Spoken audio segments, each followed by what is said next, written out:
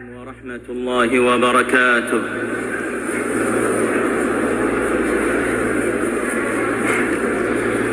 আলহামদুলিল্লাহ, সমস্ত প্রশংসা আল্লাহ তাআলার, যিনি প্রজ্ঞাময়, সকল বিষয়ে ওয়াকিবহাল, মহাজ্ঞানী, সর্বশক্তিমান। তিনি দিনকে রাত দ্বারা আচ্ছাদিত করেন, তারা একে অন্যকে দ্রুতগতিতে অনুসরণ করে। আর সৃষ্টি করেছেন সূর্য, চাঁদ ও নক্ষত্ররাজি, এরা সবই তারই অজ্ঞাবহ। জেনে রেখো, সৃষ্টির একমাত্র কর্তা তিনি, তার হুকুমের একমাত্র মালিকও তিনি। যালিকুমুল্লাহু রাব্বুকুম লা ইলাহা ইল্লা হুয়া খালিকু কুল্লি শাই। তিনি আল্লাহ, তোমাদের রব, তিনি ছাড়া কোনো সত্য ইলাহ নেই, তিনি সব কিছুর স্রষ্টা, অতএব তোমরা তারই ইবাদত করো। তিনি হলেন সমস্ত বিষয়ের তত্ত্বাবধায়ক। সৃষ্টির জন্য রহমত স্বরূপ এবং তাদের অবস্থার সংশোধনের লক্ষ্যে তিনি আল কোরআন নাজিল করেছেন।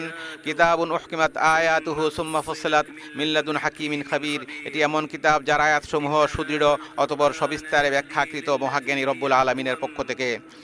নিশ্চয়ই এই কোরআন সর্বাধিক সঠিক পথের দিশা দেয় এবং সৎকর্মশীল মোমেনদেরকে এই সুসংবাদ দেয় যে তাদের জন্য রয়েছে মহা পুরস্কার। আমি সাক্ষ্য দিচ্ছি যে আল্লাহ তাআলা ছাড়া কোনো সত্য ইলাহ নেই, তিনি ব্যতীত সত্যিকার অর্থে কারো ইবাদত করা যায় না। আমি আরও সাক্ষ্য দিচ্ছি যে মুহাম্মদ সাল্লাল্লাহু আলাইহি ওয়াসাল্লাম আল্লাহর বান্দা ও রাসূল।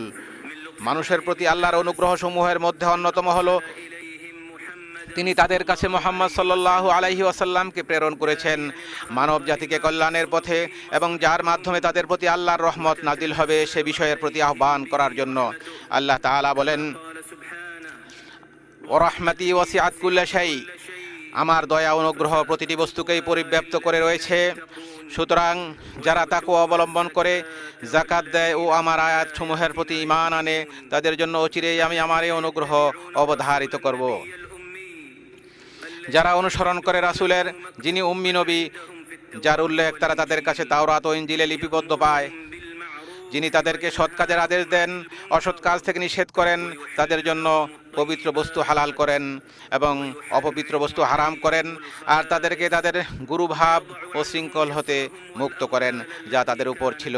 কাজেই যারা তাঁর প্রতি ঈমান আনে, তাকে সম্মান করে, তাকে সাহায্য করে এবং যে নূর তার কাছে নাজিল হয়েছে সেটার অনুসরণ করে, তারাই সফল কাম। বলুন হে মানুষ, নিশ্চয়ই আমি তোমাদের সবার প্রতি প্রেরিত আল্লাহর রাসূল, যিনি আসমান সমূহ ও জমিনের সার্বভৌমত্বের অধিকারী। তিনি ছাড়া কোনো সত্য ইলাহ নেই, তিনি জীবিত করেন ও মৃত্যু দান করেন। কাজেই তোমরা ঈমান আনো আল্লাহর প্রতি ও তার রাসূল উম্মি নবীর প্রতি, যিনি আল্লাহ ও তার বাণীসমূহে ঈমান রাখেন, আর তোমরা তার অনুসরণ করো যাতে তোমরা হিদায়াত প্রাপ্ত হও। আল্লাহ আযজা ওয়া জাল্লা তাঁর উপর, তাঁর পরিবার পরিজন, সাহাবায়ে কেরাম ও তার অনুসারীদের উপর সালাত ও সালাম নাজিল করুন। আম্মা বাদ, ইয়া আইয়ুহান নাস ইত্তাকু রাব্বাকুম। হে মানুষ, তোমরা তোমাদের রবের তাকওয়া অবলম্বন করো এবং ভয় করো সেই দিনকে যখন কোনো পিতা তার সন্তানের পক্ষ থেকে কিছু আদায় করবে না, অনুরূপ কোনো সন্তান সেও তার পিতার পক্ষ থেকে আদায়কারী হবে না। নিশ্চয়ই আল্লাহর প্রতিশ্রুতি সত্য। কাজেই দুনিয়ার জীবন যেন তোমাদেরকে কিছুতেই প্রতারিত না করে এবং মহাপ্রবঞ্চক শয়তান যেন তোমাদেরকে কিছুতেই আল্লাহ সম্পর্কে প্রবঞ্চিত না করে। কারণ যে ব্যক্তি তাকওয়ার অধিকারী হয় সে দুনিয়া ও আখিরাতের উত্তম পরিণাম এবং নিশ্চিত বিজয় লাভ করে। আল্লাহ সুবহানাহু ওয়া তাআলা বলেন, আর যারা তাকওয়া অবলম্বন করেছে আল্লাহ তাদেরকে উদ্ধার করবেন তাদের সাফল্য সহ, তাদেরকে অমঙ্গল স্পর্শ করবে না এবং তারা চিন্তিত হবে না। আল্লাহ বলেন, ওয়া মাইয়াত্তাকিল্লাহা ইয়াজআল লাহু মাখরাজা। আর যে কেউ আল্লাহর তাকওয়া অবলম্বন করে আল্লাহ তার জন্য উত্তরণের পথ বের করে দেন এবং তিনি তাকে তার ধারণাতীত উৎস হতে রিজিক দান করেন। আর যে ব্যক্তি আল্লাহর উপর তাওয়াক্কুল করে তার জন্য আল্লাহই যথেষ্ট। ওয়া মাইয়াত্তাকিল্লাহা ইয়াজআল লাহু মিন আমরিহি ইউসরা। আর যে আল্লাহকে ভয় করে আল্লাহ তার জন্য তার কাজকে সহজ করে দেন। আর যে আল্লাহকে ভয় করে তিনি তার পাপসমূহ মোচন করবেন এবং তাকে দেবেন মহাপুরস্কার। আল্লাহ ভীতির অপরিহার্য বিষয়গুলোর মধ্যে রয়েছে বান্দা একমাত্র আল্লাহর ইবাদত করবে, অন্য কারো ইবাদত করবে না। আল্লাহ তাআলা বলেছেন, ইনিল হুকমু ইল্লা লিল্লাহ। বিধান দেওয়ার অধিকার শুধু আল্লাহ তাআলারই। তিনি নির্দেশ দিয়েছেন তিনি নির্দেশ দিয়েছেন, শুধু তাকে ছাড়া অন্য কারো ইবাদত করা যাবে না। এটাই শাশ্বত দিন, কিন্তু অধিকাংশ মানুষ তা জানে না। ইয়া আইয়ুহান নাসু উবুদু রাব্বাকুমুল্লাযী খালাকাকুম ইলা আখিরিল আয়া। এ মানুষ, তোমরা তোমাদের সেই রবের ইবাদত করো যিনি তোমাদেরকে এবং তোমাদের পূর্ববর্তীদেরকে সৃষ্টি করেছেন, যাতে তোমরা তাকওয়ার অধিকারী হতে পারো। আর এটাই হলো তাওহীদের সাক্ষ্য, লা ইলাহা ইল্লাল্লাহ, তথা আল্লাহ ছাড়া প্রকৃত কোনো ইলাহ নেই, এই কথার মর্মার্থ, যা দ্বীন ইসলামের নিদর্শন ও সাফল্যের চাবিকাঠি। আল্লাহ তাআলা বলেন, ওয়া ইলাহুকুম ইলাহুন ওয়াহিদ লা ইলাহা ইল্লা হুয়ার রহমানুর রহিম। আর তোমাদের ইলাহ এক আল্লাহ, তিনি ছাড়া অন্য কোনো সত্য ইলাহ নেই। ওয়াল্লাযী ইউসাউবিরুকুম ফিল আরহামি কাইফা ইয়াশা। তিনি মাতৃগর্ভে যেভাবে ইচ্ছা তোমাদের আকৃতি গঠন করেছেন, তিনি ছাড়া অন্য কোনো সত্য ইলাহ নেই। তাওহীদের সাক্ষ্যের সাথে রিসালাতের সাক্ষ্য অন্তর্ভুক্ত হয়, কারণ মুহাম্মদ সাল্লাল্লাহু আলাইহি ওয়াসাল্লাম নিশ্চিতভাবেই আল্লাহ রাসূল। আল্লাহ তাআলা বলেছেন, মা কানা মুহাম্মাদুন আবা আহাদিম মির রিজালিকুম ওয়ালাকির রাসূলুল্লাহি ওয়া খাতামান নবিয়্যিন। মুহাম্মদ তোমাদের মধ্যে কোনো পুরুষের পিতা নন, বরং তিনি আল্লাহর রাসূল এবং শেষ নবী। আল্লাহ সবকিছু সম্পর্কে জানেন। আর এ দুটো শাহাদাত বা সাক্ষ্য ইসলামের রুকনসমূহের মধ্যে সর্বপ্রথম রুকন বা স্তম্ভ। ইসলামের রুকনসমূহের মধ্যে আরও রয়েছে 5 ওয়াক্ত সালাত কায়েম করা, যেমন আল্লাহ তাআলা বলেছেন, ওয়াকিমিস সালাহ ইন্নাস সালাতা তানহা আনিল ফাহশাই ওয়াল মুনকার। এবং সালাত কায়েম করুন, নিশ্চয়ই সালাত বিরত রাখে অশ্লীল ও মন্দ কাজ থেকে, আর আল্লাহর স্মরণই সর্বশ্রেষ্ঠ। তোমরা যা করো আল্লাহ তা জানেন। ইসলামের আরেকটি রকম হলো যাকাত আদায় করা, যেমনটি আল্লাহ বলেছেন, খুয মিন আমওয়ালিহিম সাদাকা।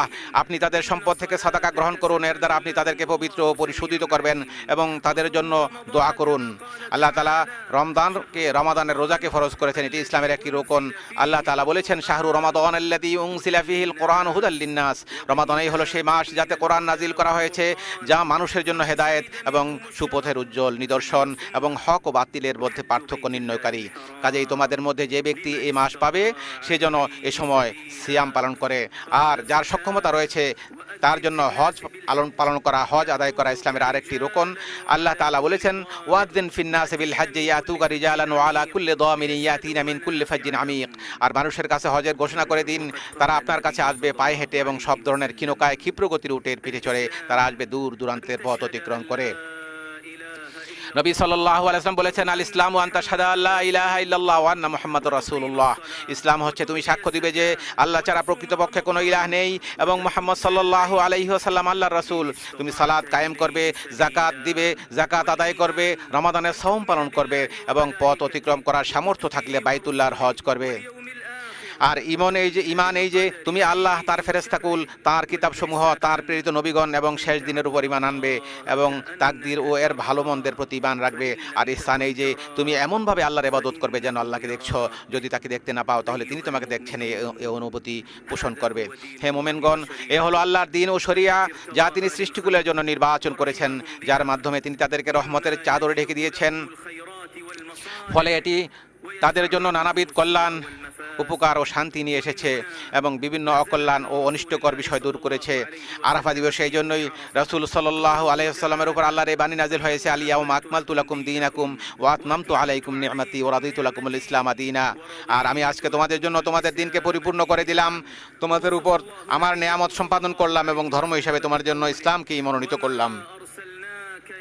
আর নবী সাল্লাল্লাহু আলাইহি ওয়াসাল্লাম সম্পর্কে আল্লাহ বলেন, ওমা আরসালনাকা ইল্লা রাহমাতাল লিল আলামিন। আমি আপনাকে জগৎসমূহের জন্য রহমত স্বরূপ প্রেরণ করেছি।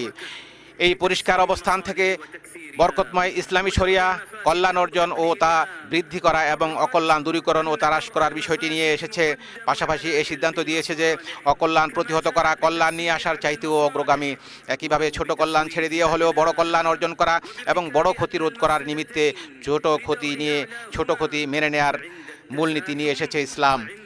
একসাথে একাধিক বিষয়ের সম্মুখীন হলে সবচাইতে বড় কল্যাণ এবং সবচেয়ে ছোট ক্ষতিটি গ্রহণ করার নির্দেশ দিয়েছে ইসলাম। এইভাবে ইসলামী শরিয়া এ ব্যাপারে গুরুত্ব আরোপ করেছে যে একটি ক্ষতি দূর করতে গিয়ে আরেকটি ক্ষতি করা যাবে না। যেমন হাদিসে এসেছে, লা দরারা ওয়ালা দরার, ক্ষতি করাও যাবে না আর ক্ষতিগ্রস্ত হওয়াও যাবে না। সুতরাং যথাসম্ভব ক্ষতি রোধ করতে হবে। এ প্রসঙ্গে ইসলামী শরিয়া এসব বিষয় নিয়ে এসেছে যা জীবনকে সমৃদ্ধ করবে এবং যার দ্বারা উন্নতি অর্জিত হবে। আমাদের শরিয়া অন্যকে ক্ষতি করা থেকে অথবা কারো প্রতি কষ্ট পৌঁছানো থেকে নিষেধ করেছে। পাশাপাশি আদেশ দিয়েছে ন্যায় নীতি, উত্তম চরিত্র, পিতামাতার প্রতি সদাচরণ, আত্মীয়তার সম্পর্ক রক্ষা করা, সত্য কথা বলা, অধিকার সংরক্ষণের সাথে সাথে হকদারের নিকট আমানত পৌঁছে দেওয়া, আমানত আদায় করা, চুক্তি ও প্রতিশ্রুতি রক্ষা করা এবং শাসকের কথা শোনা ও তাদের আনুগত্য করা ইত্যাদি বিষয়ের, যেমনটি আল্লাহ তাআলা বলেছেন, ইন্নাল্লাহা ইয়ামুরু বিল আদলি ওয়াল ইহসান ওয়া ইতাই যিল কুরবা ওয়া ইয়ানহা আনিল ফাহশাই ওয়াল মুনকার। নিশ্চয়ই আল্লাহ ন্যায় নীতি বজায় রাখা, সদাচরণ করা ও নিকটাত্মীয়দের দান করার আদেশ দিয়েছেন এবং অশ্লীলতা, অন্যায় কাজ ও অবাধ্যতা থেকে নিষেধ করেছেন। তিনি তোমাদেরকে উপদেশ দেন যাতে তোমরা উপদেশ গ্রহণ করতে পারো। আল্লাহ তোমাদেরকে আদেশ করেছেন অধিকারের নিকট আমানত পৌঁছে দিতে, আর যখন তোমরা মানুষের মাঝে বিচার করবে তখন ন্যায় ইনসাফের সাথে বিচার করবে। আল্লাহ তোমাদেরকে কত চমৎকার উপদেশ দেন। নিশ্চয়ই আল্লাহ সর্বশ্রোতা ও সর্বদ্রষ্টা।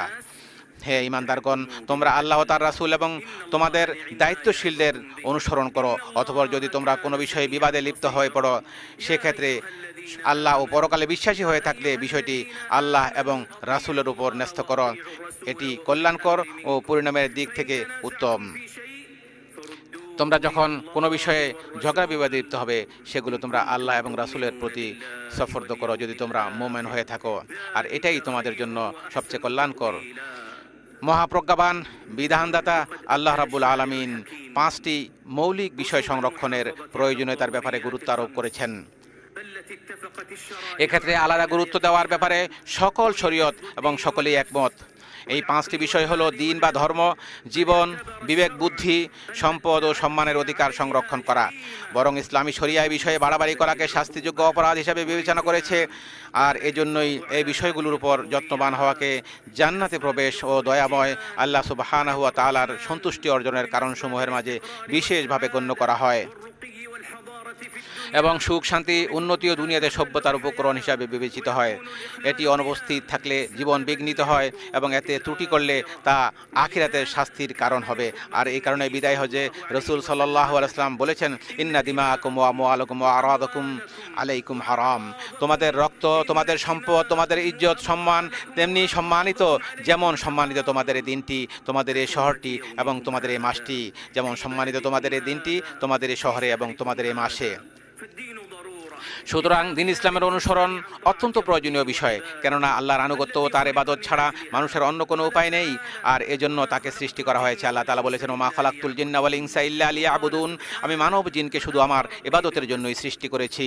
অন্যত্র তিনি বলেছেন, হে নবী, আপনি বলে দিন, আমার রব ন্যায় ইনসাফের আদেশ দিয়েছেন, তোমরা প্রতিটি সিজদার সময় তোমাদের লক্ষ্য একমাত্র আল্লাহর দিকেই নির্ধারণ করো।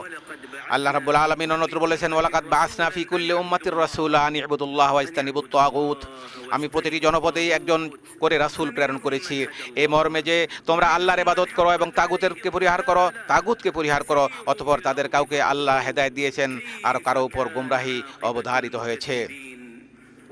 আল্লাহ তাআলা মানুষের প্রাণ রক্ষা করাকে অপরিহার্য করেছেন এবং রক্তপাতের বিষয়ে সীমা লঙ্ঘনকে নিষিদ্ধ করে বলেছেন, ওয়ালা তাকতুলুন নাফসাল্লাতী হারামাল্লাহু ইল্লা বিল হক, তোমরা অন্যায়ভাবে কাউকে হত্যা করো না। অন্যত্র তিনি বলেছেন, তোমরা নিজেদেরকে হত্যা করো না, নিশ্চয়ই আল্লাহ তোমাদের প্রতি অত্যন্ত দয়ালু। আল্লাহ রাব্বুল আলামিন মানুষের জীবনকে সংরক্ষণের নির্দেশ দিয়েছেন।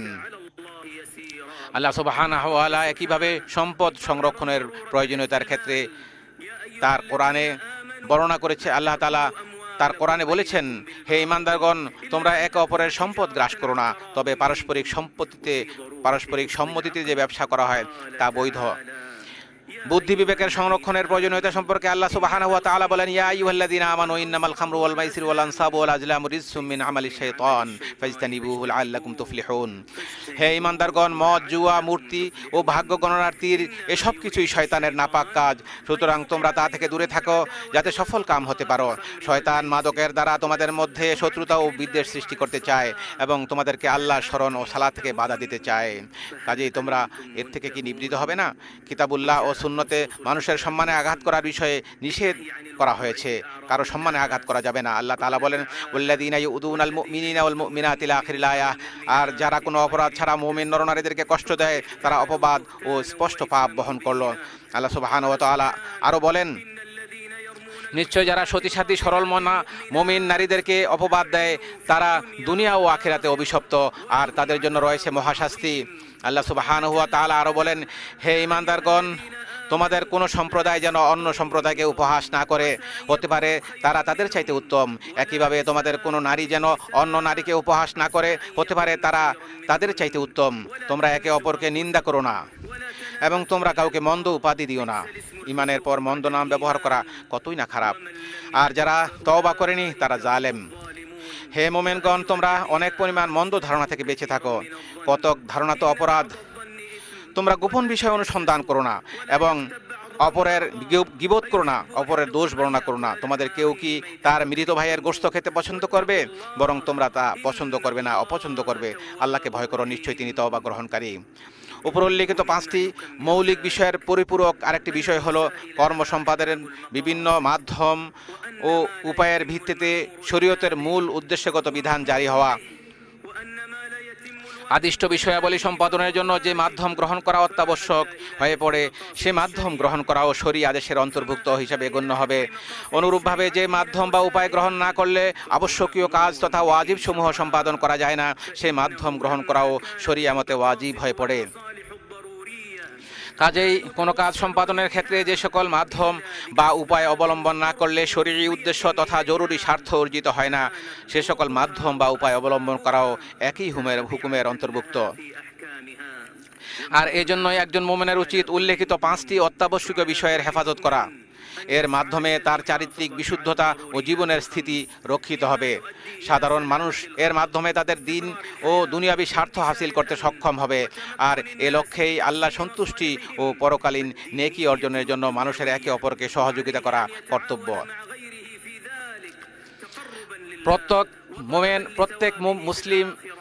প্রত্যেক মুসলিমের দায়িত্ব হলো 5টি মৌলিক বিষয়ের সংরক্ষণের লক্ষ্যে শরীয়তের লক্ষ্য উদ্দেশ্য অর্জনের পথে নেতিবাচক প্রভাব সৃষ্টিকারীদের ব্যাপারে সতর্ক থাকা। আমাদের সবাইকে নিজ নিজ সক্ষমতা, পেশা, অর্পিত দায়িত্বের আলোকে এজন্য কাজ করে যেতে হবে। আমাদের বংশধরকে, বিশেষ করে উঠতি প্রজন্মকে এমন শিক্ষা দিতে হবে যাতে তারা জীবনের মৌলিক এই বিষয়গুলোর প্রতি যত্নবান হতে পারে। যেহেতু সকল স্থানে ও সকল সময়ে 5টি অত্যাবশ্যকীয় বিষয়ের সংরক্ষণ করা ওয়াজিব, সেজন্য মনে রাখতে হবে সম্মানিত স্থানে এর গুরুত্ব আরও বেড়ে যায়। এই মক্কা আল মুকাররমায় এই সমস্ত জিনিসগুলোকে সংরক্ষণ করা আরও বেশি গুরুত্বপূর্ণ। আল্লাহ সুবহানাহু ওয়া তাআলা এগুলোকে সংরক্ষণ করার জন্য নির্দেশ করেছেন। বিশেষ করে মক্কা আল মুকাররমায়ের গুরুত্ব আরও বেশি। আল্লাহ তাআলা বলেছেন, ওমা ইউরিদ ফিহি বিইলহাদিন বিযুলমিন নুযিকহু মিন আযাবিন আলীম। আর যে ব্যক্তি এখানে অন্যায়ভাবে দিন বিরোধী পাপ কাজের ইচ্ছা করে, আমি তাকে আস্বাদন করব যন্ত্রণাদায়ক শাস্তি। হজ্জে দিনের নিদর্শন ও আল্লাহর প্রতি একনিষ্ঠতার প্রকাশ ঘটবে, এটি স্বাভাবিক। হজ রাজনৈতিক, দলীয় স্লোগান, প্রতীক ও চিহ্ন ব্যবহারের জায়গা নয়। এখানে নির্ধারিত কর্তৃপক্ষের নিয়ম শৃঙ্খলা নির্দেশনা মেনে চলা আবশ্যক, যাতে করে নিরাপদে ও প্রশান্তির সাথে পবিত্র হজ্জের কার্যাবলী সম্পাদন করা যায়, যাতে করে হাজী সাহেবগণ অত্যন্ত নিরাপত্তার সাথে সুন্দরভাবে তাদের কাজগুলো করতে পারেন। আল্লাহর ঘরের সম্মানিত হাজী সাহেবগণ, নিশ্চয়ই আপনারা আরাফায় এমন এক সম্মানজনক অবস্থানে রয়েছেন যার জন্য ফেরেশতারা আপনাদেরকে নিয়ে আল্লাহর কাছে গর্ব করেন। একটি মহিমান্বিত স্থান ও বরকতময় সময়ে আপনারা একত্রিত হয়েছেন। এখানে ভালো কাজের প্রতিদান বহুগুণ বাড়িয়ে দেওয়া হয়, পাপ কাজগুলো ক্ষমা করে দেওয়া হয়, বান্দার মর্যাদা বৃদ্ধি করা হয়। কাজেই রাসূল সাল্লাল্লাহু আলাইহি ওয়াসাল্লামের সুন্নাহ অনুসরণ করে আল্লাহর কাছে নিজেদেরকে সুফর্দ করুন। সে নবীর অনুসরণ করুন যিনি এই সম্মানজনক স্থানে সাহাবীদেরকে উদ্দেশ্য করে ভাষণ দিয়েছিলেন। বেলাল রাদিয়াল্লাহু তাআলা আনহুকে আদেশ দিলে তিনি আজান ও ইকামত দেন। অতঃপর রাসূল সাল্লাল্লাহু আলাইহি ওয়াসাল্লাম 2 রাকাত যোহরের সালাত আদায় করেন। এরপরে একামত দেয়া হলে রাসূল সাল্লাল্লাহু আলাইহি ওয়াসাল্লাম আসরের 2 রাকাত সালাত আদায় করেন। মূলত তা 2 সালাতকে একত্রিত করা এবং অগ্রবর্তী করে আদায় করার একটি বিধান। অতঃপর তিনি উষ্ট্রির পিঠে বসেন। সে অবস্থায় আল্লাহকে স্মরণ করতে থাকেন যতক্ষণ না সূর্যের লাল আভা বিলীন হয়ে যায়। অতঃপর তিনি মুজদালিফায় গমন করেন। পথিমধ্যে সাহাবীদেরকে বিনয়, নম্রতা ও সহনশীলতার উপদেশ দেন। মুজদালিফায় পৌঁছে 3 রাকাত মাগরিব ও 2 রাকাত এশার নামাজ তিনি আদায় করেন। ফজরের সালাত আদায় না করা পর্যন্ত সেখানে রাত যাপন করেন। ভোরের আলো পরিস্ফুট না হওয়া পর্যন্ত সেখানে দোয়া করতে থাকেন। অতঃপর মিনার দিকে অগ্রসর হন। মিনায় পৌঁছে জামরায়ে আকাবাতে 7টি ছোট পাথর নিক্ষেপ করেন। অতঃপর কোরবানির পশু জবাই করেন ও মাথা মুন্ডন করেন। এরপর বাইতুল্লাহ হজের ফরজ তওয়াফ তথা তওয়াফুল ইফাদা সম্পন্ন করেন। তাওয়াফ শেষ করে রাসূল সাল্লাল্লাহু আলাইহি ওয়াসাল্লাম মিনায় ফিরে আসেন। তাশরিকের দিনগুলোতে সেখানে অধিক পরিমাণে তাকবীর, তাহলিল ও তাহমিদের মাধ্যমে আল্লাহর জিকির করার মধ্য দিয়ে অবস্থান করেন। প্রতিদিন দ্বিপ্রহরের পর 3টি জামরায় তিনি পাথর নিক্ষেপ করেছেন। ছোট ও মধ্যম জামরাতে পাথর মেরে আল্লাহর কাছে তিনি দোয়া করেছেন। আর অক্ষম অপারগদের জন্য মিনায় অবস্থান করার ক্ষেত্রে ছাড় দেওয়া হয়েছে।